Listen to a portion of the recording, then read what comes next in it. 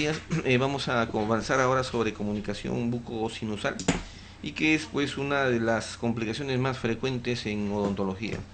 Quienes trabajamos en la odontología un año, 2 años, 20 años, 30 años, ¿a quién de nosotros en alguna oportunidad de nuestra vida profesional no se nos ha presentado una comunicación bucosinusal, ¿no? O cuando en alguna oportunidad no hemos tenido conocimiento que un amigo, un colega ha tenido como un accidente una comunicación bucosinusal. La comunicación bucosinusal, al igual que la comunicación buconasal, son relaciones anatómicas atípicas en las cuales se establece un continuo, una continuidad entre la cavidad bucal y la cavidad y el seno maxilar, o en su defecto la fosa nasal. En ambos casos, el cierre de las comunicaciones o de cualquiera de estas comunicaciones tiene que ser de manera inmediata. Uno de los grandes problemas es la forma del seno maxilar. El seno maxilar, como todos sabemos, es una cavidad neumática cuya función hasta ahora nadie puede precisar, en la cual existe una serie de compartimentos llamados divertículos. Uno de ellos, llamado el divertículo alveolar, es el que se encuentra próximo a las raíces de los dientes premolares y molares superiores, ¿no? En especial el ápice del segundo premolar y la raíz palatina del primer y del segundo molar superior. Esta cercanía, como vemos acá en este corte anatómico sagital, es decir, antero-posterior, donde se observa pues que a pesar de que en este caso, en el caso de este cadáver, la distancia es mayor de lo normal, puede haber casos en los cuales una delgada capa de hueso sea la que separe precisamente el seno maxilar del ápice de los dientes y se produzca durante la extracción dentaria una comunicación bucosinusal. También es posible que debido a una infección apical, esta pequeña capa de hueso esté destruida por la acidez del medio, de tal manera, de tal forma, que al momento de realizar la extracción se produzca una comunicación bucosinusal. También es posible que el paciente haya sido portador previamente de una sinusitis maxilar y que ésta, estando muy cerca, estando próxima al ápice de los dientes, durante la extracción también se pueda producir una comunicación bucosinusal, que es la más frecuente. Entonces, como dice aquí, la comunicación bucosinusal es una relación atípica entre la cavidad bucal y la cavidad sinusal, ¿no? Se puede producir por un traumatismo directo o indirecto sobre la delgada lámina que separa ambas cavidades, y que suele ser más frecuente de lo que pensamos durante la extracción de los premolares y los molares superiores. Puede haber sintomatología inmediata, puede haber que no existe esa sintomatología, y eso hace que justamente sea no muy fácil en algunos casos de determinar aún cuando la comunicación es pequeña en algunos casos, ¿no? El seno maxilar, habíamos dicho, tiene diferentes espacios, no es una caja única, sino que está compuesta de varios compartimientos, los cuales están presentados aquí, y que no necesariamente todos los pacientes o todos los senos maxilares tienen los mismos espacios o divertículos, ¿no? El primer divertículo es el divertículo cigomático, que se encuentra inmediatamente por debajo y por detrás del hueso malar, del cuerpo del hueso malar. El nasal es aquel que se encuentra cercano a la fosa nasal, en la parte anterior de la fosa nasal. El orbitario quizás es el menos frecuente, es un espacio que se encuentra colindante con el piso de órbita. Igualmente el palatino, por su forma generalmente muy convexa, es difícil que se produzca una comunicación bucosinusal. Mientras que los dos últimos, el divertículo de la tuberosidad, que como su nombre lo indica, se encuentra por detrás de la tuberosidad, a nivel de la tuberosidad, y que este abombamiento de la tuberosidad responde a la forma anatómica generalmente de la tuberosidad, del divertículo de la tuberosidad, que hace que durante la extracción de los terceros molares superiores podamos accidentalmente producir una comunicación.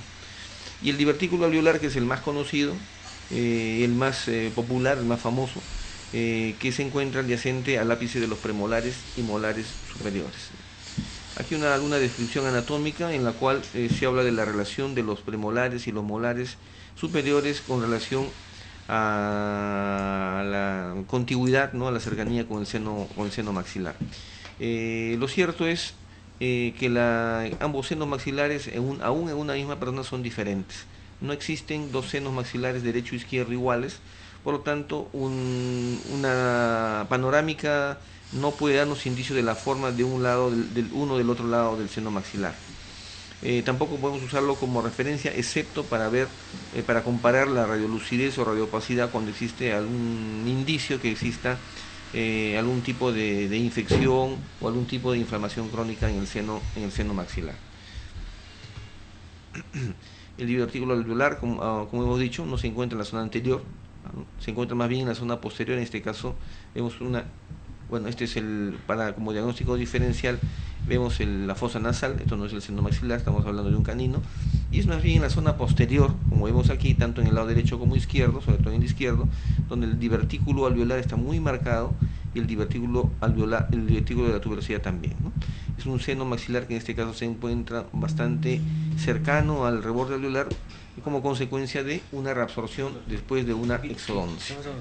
Aquí vemos un caso simpático, ¿no?, en el cual el paciente presenta una imagen radiolúcida de contornos definidos en la panorámica izquierda. No existe sintomatología, es un hallazgo radiográfico. Una vista cercana muestra que la imagen está bien corticalizada, no hay dientes, no hay antecedentes de infección previa, y la periapical nos corrobora que existe esta imagen, lo cual significa que la imagen es verdadera, ¿no? Antes de proceder a algún tipo de intervención quirúrgica por la sospecha de un quiste residual, preferimos indicar, en este caso, por la ausencia de sintomatología, preferimos indicar una tomografía computarizada.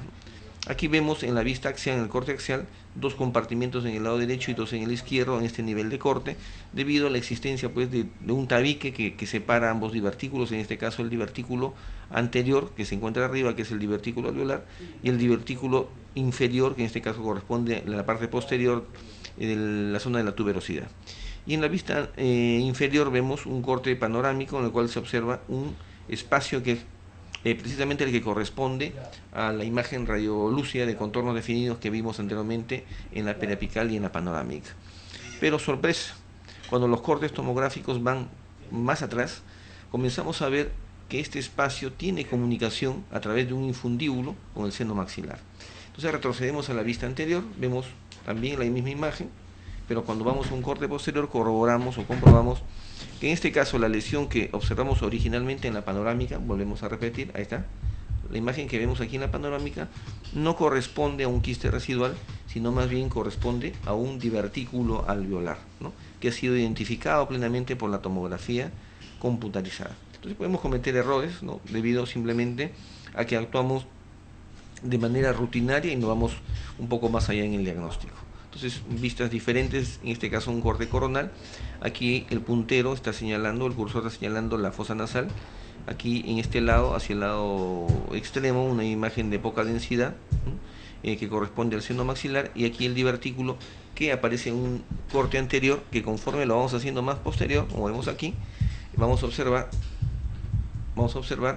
el infundíbulo y el espacio que corresponde al divertículo alveolar. En otras palabras, eso era un divertículo alveolar y no corresponde a un quiste residual.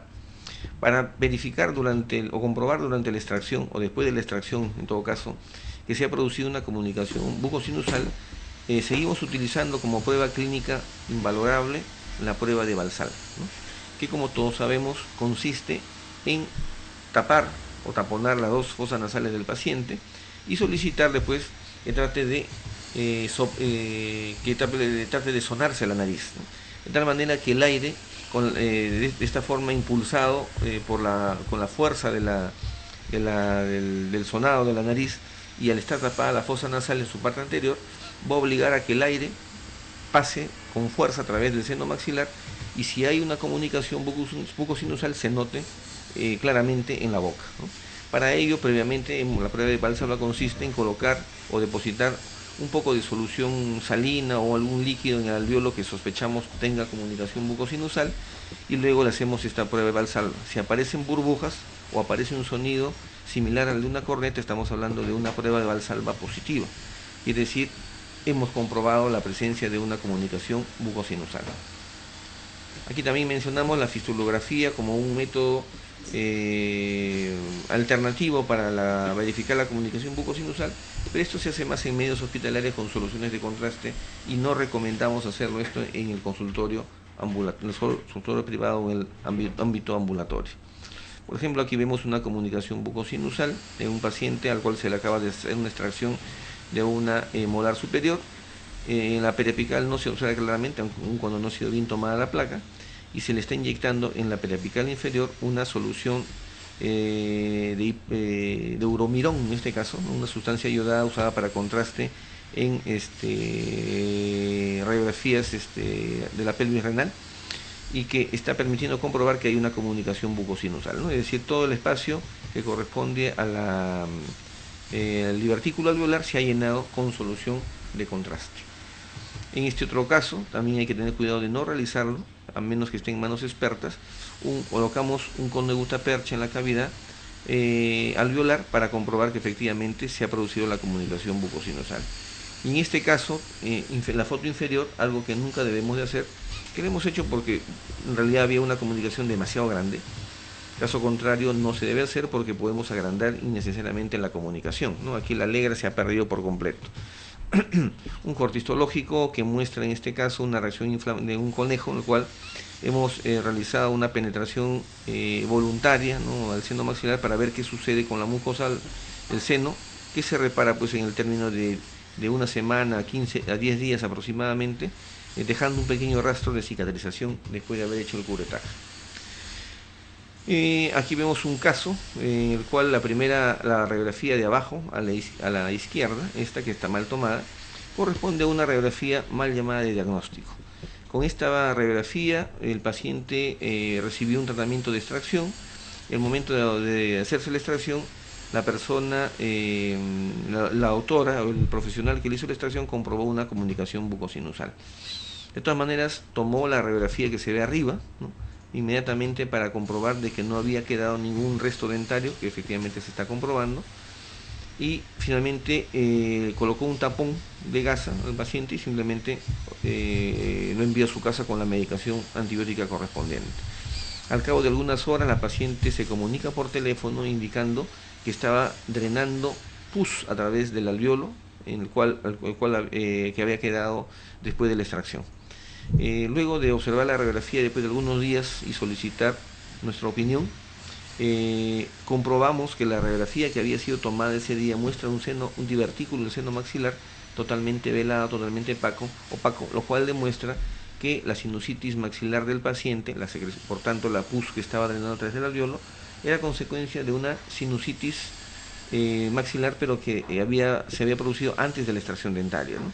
Sin embargo, el error fue que al haberle hecho la extracción con una radiografía periapical mal tomada, llegaron a una conclusión equivocada, ¿no? Entonces, la mejor recomendación es, antes de realizar una extracción dentaria, tener una radiografía periapical, si es mejor una panorámica, pero bien tomada, ¿no?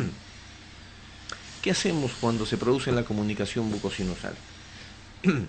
Existe lo que se llama el cierre plástico de las comunicaciones, porque no se recomienda colocar injertos óseos debido a que generalmente se trata de comunicaciones infectadas, ¿no? Más bien se trata de buscar el cierre mediante colgajos para que, no existiendo comunicación, el tejido mucoso cierre la cavidad y el paciente quede en buenas condiciones, ¿no? Una de las formas más sencillas es esta, es decir, desplegar un colgajo por vestibular y por palatino, y luego afrontar los bordes de la herida. Eso siempre y cuando se trate de una zona déntula larga, o como aquí una zona déntula posterior, donde el tejido blando es muy elástico, muy flexible, ¿no? En otros casos, ya cuando la comunicación es más amplia, se puede utilizar esta técnica que llamamos aquí técnica de Rerman, en la cual vemos la comunicación bucosinusal pintada de color rojo, ¿no?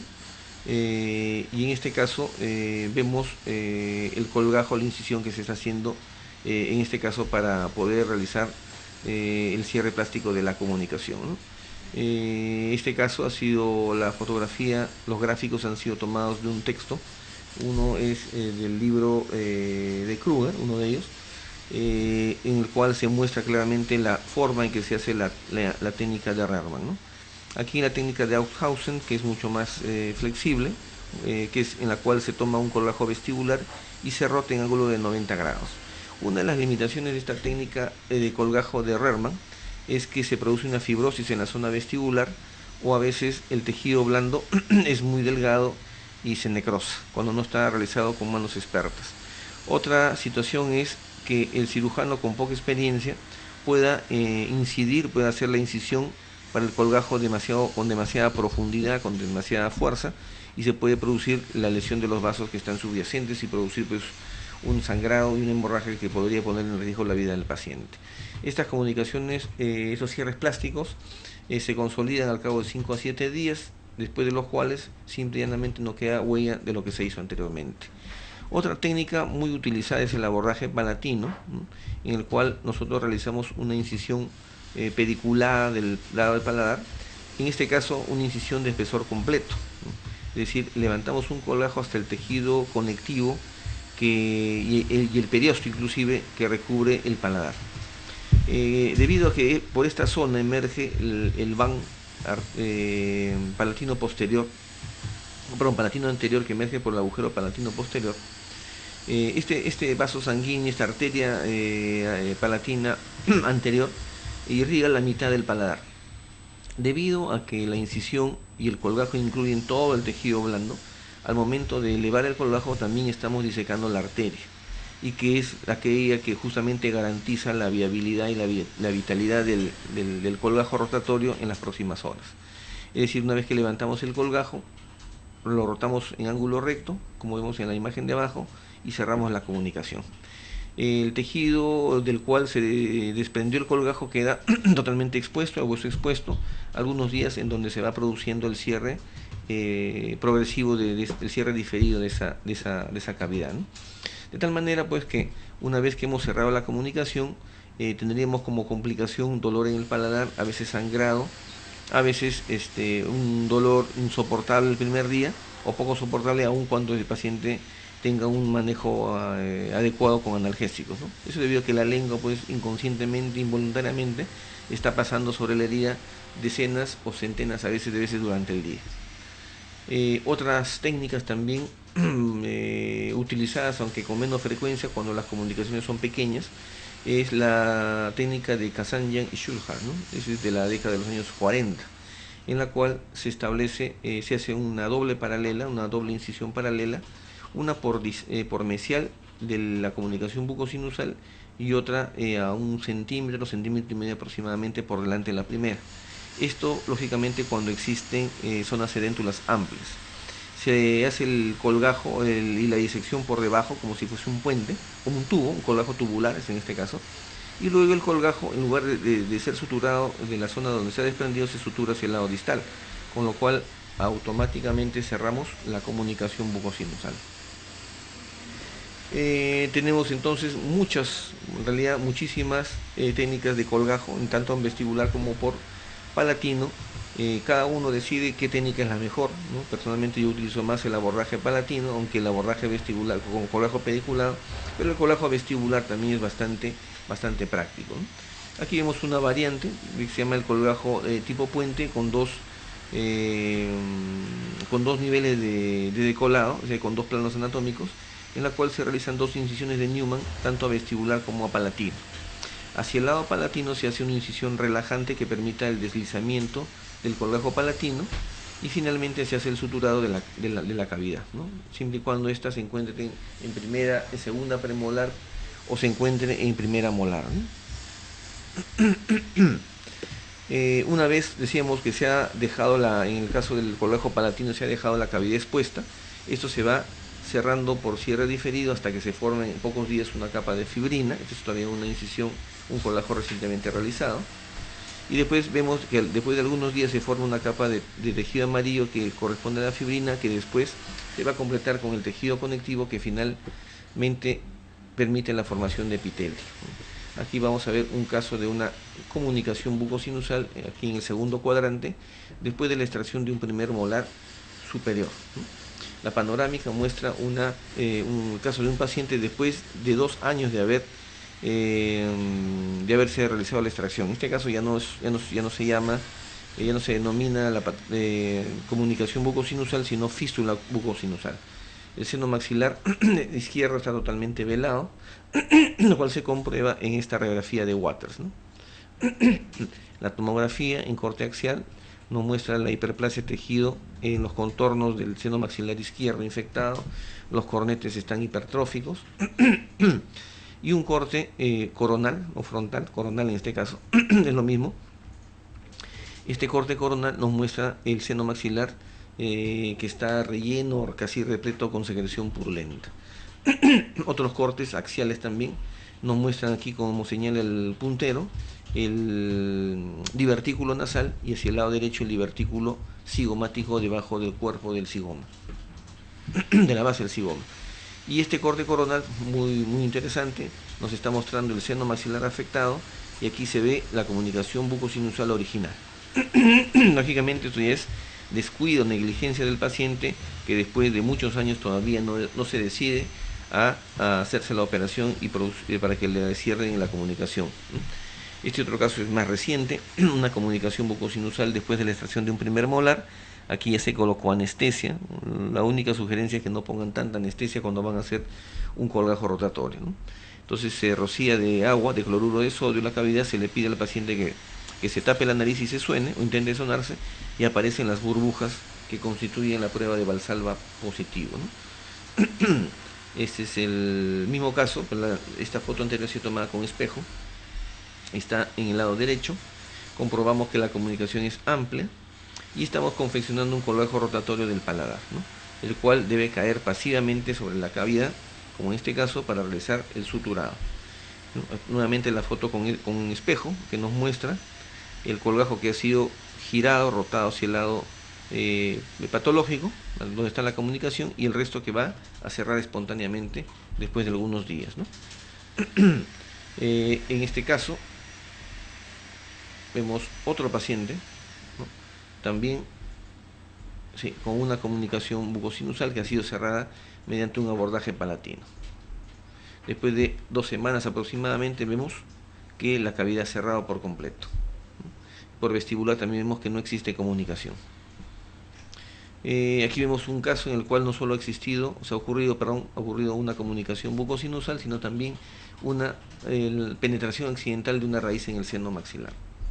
Vemos con el espejo, prueba de Valsalva positivo. Este es después de haber hecho la cirugía y colgajo, en el cual hemos utilizado un colgajo vestibular y mediante un abordaje de Calvo-Eluc, que vamos a explicar más adelante, se hizo el retiro del remanente radicular, ¿no? Vemos la cicatrización adecuada de un colgajo de la zona vestibular.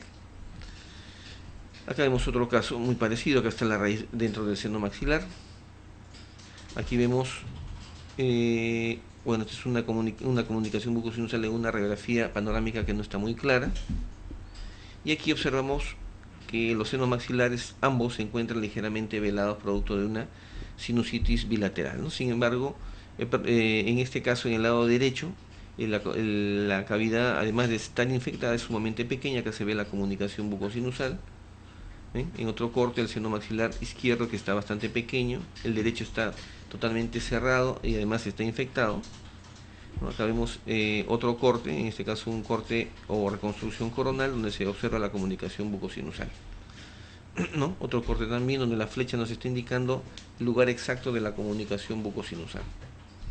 Un corte axial, donde se observa en la parte baja el divertículo alveolar, que este divertículo se encuentra totalmente velado por secreción purulenta. En este otro caso, ¿no?, vamos a ver una pieza dentaria, una tercera molar superior, que es la última que está quedando en esa zona del reborde, que es enviada para su extracción. Cuando tengamos oportunidad de realizar la extracción de estas piezas, siempre hay que adelantarle al paciente la posibilidad de que se produzca una comunicación bucosinusal. Aquí vemos, en este caso, la pérea apical, que nos muestra una delgada capa de hueso que separa el diente del seno maxilar. Entonces, al momento de hacer la extracción dentaria, se produjo el accidente y al momento de extraer el diente quedó fracturado por anquilosis, porque comprobamos después la anquilosis de la tabla vestibular. El asunto es que el paciente ya se encuentra con la complicación y tenemos que darle solución. Como ya habíamos conversado previamente con el paciente, había que hacer un colgajo de la región palatina, como se ve en este caso, para cerrar la comunicación bucosinusal. En este caso particular es de elección el colgajo palatino, porque la paciente va a ser portadora de una prótesis completa y no queremos que meses o años más tarde, por la presión y por la isquemia que se produce, se pueda abrir nuevamente la comunicación bucosinusal. Este caso es muy interesante, vemos el alveolo dentario en la segunda molar derecha superior, y en la parte central vemos una imagen de mayor oscuridad que corresponde a la comunicación bucosinusal. La radiografía nos muestra el diente que fue extraído hace pocos días, está completo, y el problema principal aquí es pues la comunicación bucosinusal. Hacemos el colgajo pediculado de la región palatina, vemos antes y el después, ¿no?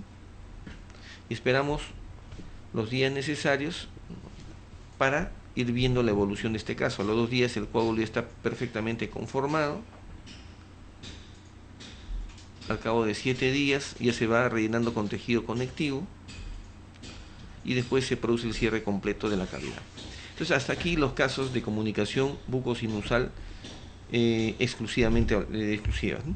Pero en otros casos no solamente se produce la comunicación bucosinusal, sino también la raíz penetra al interior del seno maxilar. Aquí es recomendable, ojo a los colegas que están escuchando la clase, nunca hay que buscar las raíces o los remanentes radiculares a través del alveolo donde se ha introducido el alveolo, el diente, ¿no? Siempre hay que buscar en una primera oportunidad ese día o en manos del especialista en otra oportunidad un abordaje como el que vemos aquí, que corresponde a la técnica de Caldwell y Luke, ¿no? La técnica de Caldwell modificada por Luke a inicios del siglo XX, que nos muestra pues una trepanación en la zona anterior de la maxila, inmediatamente por encima y por detrás de la raíz del canino, ¿no? Donde la tabla cortical es mucho más delgada. La técnica original de Caldwell y Luke nos muestra una osteotomía con una trepanación en la cual posterior a la cirugía vamos a volver a colocar esa tapa de hueso. Pero en la práctica a veces esto es muy complicado porque la cortical es sumamente delgada, ¿no? Aquí vemos por ejemplo un caso, la placa radiográfica periapical no es muy contundente, no está muy clara, hay otra más arriba, pero aquí vemos un fragmento de diente que ha sido introducido accidentalmente, ¿no? Es la raíz distovestibular, y la fotografía del lado derecho muestra el diente que fue extraído en otro lugar, en otro consultorio, y que precisamente nos indica que la raíz distovestibular ha sido fracturada y ha penetrado en el seno maxilar. Aquí vemos la cavidad, vemos que hay una comunicación, el resto del alveolo dentario ya tiene formación de fibrina, ha pasado una semana más o menos, demasiado tiempo, ha debido ser enviado al especialista en un tiempo más corto, y después de la cirugía y el control, después de 2 días, observamos cómo se comienza a producir una capa de fibrina encima del colgajo rotatorio palatino que hemos realizado en este caso. Y aquí vemos la raíz que fue extraída, ¿no? La raíz distovestibular. Después de algunos días, a los 7 días, vemos que ya el tejido está formando conectivo. A los 14 días, literalmente solo falta que se forme epitelio. Debido a que había un exceso de tejido a nivel de la raíz, en la zona palatina, la cara palatina, el último molar, en ese momento hemos decidido hacer una pequeña plastía, ¿no? Que es secundaria al problema. En este caso, no solo ha sido una raíz o un fragmento de raíz. Aquí han sido 2 raíces completas, prácticamente en la mitad del diente que ha penetrado, vemos aquí, en el seno maxilar, y aquí una tremenda comunicación bucosinusal. Como vemos en la foto clínica del lado inferior derecho, realizaron con prudencia un cierre inmediato de la herida y lo enviaron al especialista. Aquí vemos el momento en el cual primero hemos cureteado, hemos limpiado, y mediante un abordaje de Caldwell Luke estamos extrayendo las 2 raíces que habían penetrado en el seno maxilar, ¿no? Y ya se ha realizado minutos antes el cierre plástico de la comunicación de la zona molar, ¿no? Después lavamos la cavidad con solución salina o con solución antiséptica para producir nuevamente el cierre de la comunicación, ¿no? Aquí estamos todavía verificando la comunicación. Acá estamos haciendo un colgajo pediculado palatino para cerrar la comunicación, pero eso es en la zona posterior, pero a su vez en la zona vestibular hemos realizado una operación de Caldwell y Luke. Son 2 abordajes totalmente diferentes realizados el mismo día, ¿no? Aquí vemos el remanente radicular. Toda esta operación fue hecha bajo anestesia local en el término de 1 hora, 10 minutos aproximadamente. Después de algunos días, exactamente al 8º día, comprobamos el relleno con tejido conectivo de la región afectada en el paladar, ¿no? Aquí vemos un caso más antiguo, la penetración de una raíz, ¿no? En una raíz de un premolar, un segundo premolar superior. En este otro caso estamos observando el divertículo alveolar y la penetración accidental de un cono de gutapercha durante el tratamiento de endodoncio, ¿no? En este caso la paciente manifestaba un dolor intenso a la palpación en esa zona. Esta es la foto clínica. Procedimos a anestesiar con lidocaína al 2% localmente. Estamos haciendo el abordaje vestibular para la pisectomía de la raíz mesial, ¿no? Sin embargo, no encontramos el cono, y cuando penetramos un poco más arriba en el seno maxilar, este es ya el divertículo del seno maxilar, vemos que estamos encontrando aquí el cono de gutapercha, que si retrocedemos para ver la pérea apical, pareciera como que era un fragmento más pequeño. Ahí está el fragmento del cono de gutapercha. Después hicimos el lavado, la limpieza, la obturación retrógrada con ionómero de vidrio, acá está la comunicación bucosinusal, y procedimos al cierre plástico, ¿no? No queda absolutamente huella de nada, y abajo vemos el fragmento del cono de gutapercha. Aquí también vemos otro caso, similar a uno de los anteriores, donde se observa el seno maxilar velado durante la extracción dentaria, ¿no? Acá vemos en la parte superior, como en otros casos, los remanentes radiculares pueden quedar muchas veces dentro del seno maxilar, pero por debajo de la mucosa, durante años o durante décadas. El paciente de acá arriba, a la izquierda, es un paciente de 84 años, que desde hace aproximadamente 13 años recibió el tratamiento de extracción, y que desde esa época se habría producido, porque nunca fue informado de la fractura de un remanente radicular. El hecho es que esto es un hallazgo radiográfico. Aquí en la radiografía inferior también vemos una raíz, pero en este caso por la forma, el tamaño, la dimensión, parece corresponder con una raíz de un molar deciduo, ¿no? Que en este caso ha quedado atrapada dentro del seno maxilar y que tampoco ha ocasionado molestias en el paciente. En otros casos, como aquí, se produjo una comunicación bucosinusal durante la extracción del molar superior aquí, el lado derecho, y la comunicación no fue cerrada en su oportunidad. Penetró una raíz en el seno maxilar, que en este caso la visualizamos tenuemente en este lado. Acá vemos el ápice de la raíz, ¿no? En este caso la raíz quedó libre dentro del seno maxilar, de tal manera, y se produjo también un equivocado manejo, porque se le colocó un cemento quirúrgico que en lugar de ayudar a que se cierre la cavidad, más bien permitió la perpetuación, que se perpetúe la comunicación. Entonces tuvimos que intervenir. Este paciente ya lo conocimos después de 3 meses aproximadamente, en donde se iba a proceder al retiro de la raíz. Ya para ese entonces la raíz no estaba aquí, ¿no? Donde fue extraída. La raíz, si ustedes ven la sombra, está acá. Acá vamos delineando el ápice de la raíz, que se ve tenuemente. El paciente, que venía de provincias, ¿no?, de una ciudad en el Perú, para quienes están viendo este video, o perdón, esta clase de otra parte del Perú, vino de la ciudad de Chiclayo. La radiografía de Waters nos muestra el seno maxilar ligeramente velado, y aquí la tomografía en corte coronal, desde atrás, posterior anterior, nos muestra la raíz que está depositada en el seno maxilar, ¿no?, el interior del seno maxilar. Vemos el modelo de estudio del paciente, solo como una referencia, para visualizar dónde se había encontrado, dónde se había producido la comunicación originalmente, porque la raíz ya estaba por acá. Es decir, había migrado por dentro de la cavidad sinusal, y por boca no se observa nada fuera de lo normal. Hicimos un abordaje Calwell-Luc, en este caso, para localizar la raíz que se encontraba exactamente acá, ¿no? Aquí vemos el momento en el cual estamos extrayendo toda la raíz palatina de este molar superior, el lavado, la limpieza, y solo por comparación y superposición vemos la raíz extraída y aquí superpuesta en la posición final, ¿no? Es decir, inicialmente estaba acá y migró hasta acá, ¿no? Este es el diente extraído, o la raíz extraída. También nosotros nos preguntamos, ¿y por qué en algunos casos se produce sinusitis cuando el remanente radicular queda dentro del seno maxilar? ¿Y por qué en otros casos se produce simplemente una aceptación del cuerpo extraño dentro del organismo? Hace muchísimos años, hace 10 años aproximadamente, un poco más, el doctor Waldo Sánchez en la Universidad Federico Villarreal realizó una investigación en conejos. Lo que él hizo fue cortar un fragmento de la raíz de los conejos, del diente de los conejos, y luego eso depositarlo en el seno maxilar del conejo, ¿no? Tanto en el lado derecho y el izquierdo, para ver qué sucedía en situaciones en las cuales el diente quedaba libre dentro del seno maxilar o cuando quedaba debajo de la mucosa.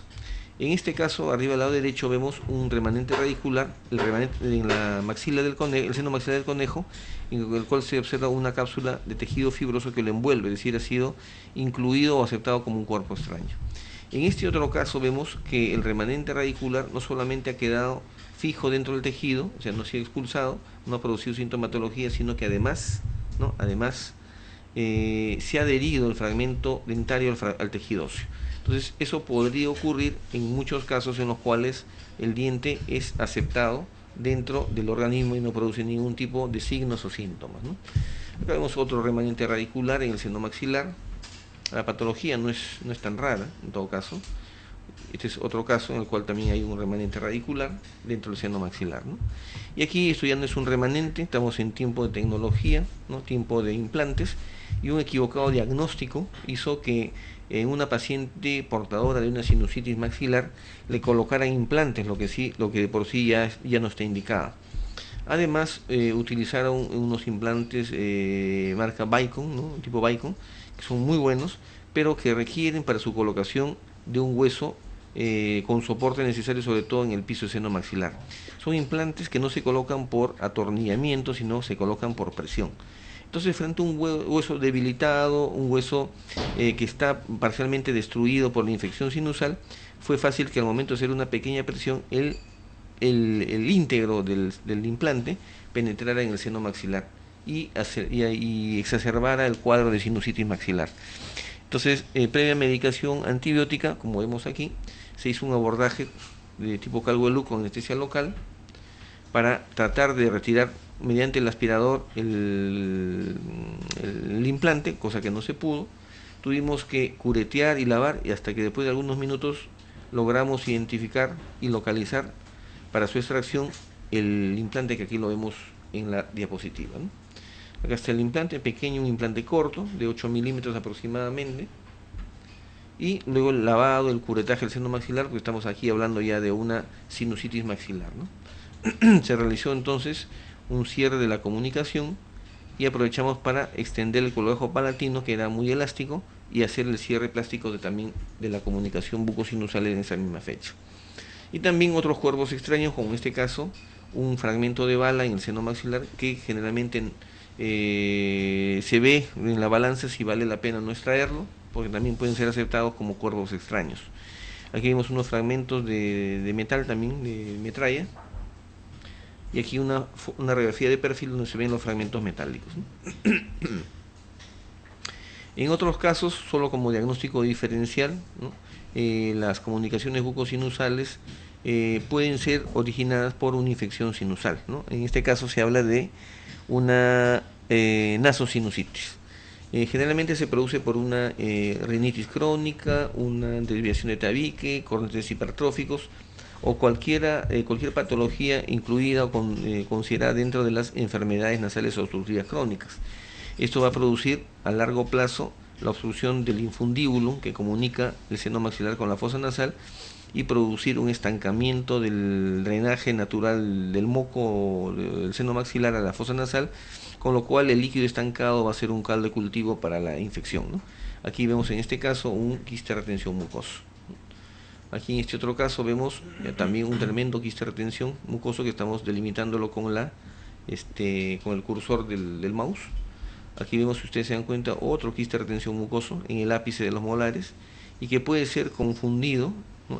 Se puede ser confundido con una infección periapical. En este caso la lesión es bilateral. Primero vamos al lado izquierdo, donde el quiste es grande, pero no tanto como el lado derecho. Aquí vemos, esta es la imagen radiolúcida que corresponde al quiste de retención mucoso. En el lado derecho, fíjense, es inmenso el quiste de retención mucoso, ¿no? Es inmenso. En conclusión, durante la extracción de los molares superiores y la extracción del segundo premolar, sobre todo, hay que tener mucho cuidado con aquellas maniobras o mal uso del botador, ¿no? A veces tenemos la mala costumbre de colocar el botador de abajo hacia arriba cuando debemos de colocarlo de arriba hacia abajo. sobre todo en aquellos casos con antecedentes en el que el paciente presenta antecedentes de enfermedad sinusal o rinitis crónica simplemente, ¿no? Tenemos que tener también mucho cuidado de tomar una periapical, una radiografía periapical, por lo menos, idealmente una panorámica, para ver la posibilidad que exista una patología sinusal antes de hacer la extracción dentaria. Y también ver la amplitud del seno maxilar, porque accidentalmente podríamos provocar o producir una comunicación bucosinusal. Entonces, espero que les haya agradado esta clase, creo que es muy importante porque constituye el día a día del odontólogo. Nos vemos en la próxima.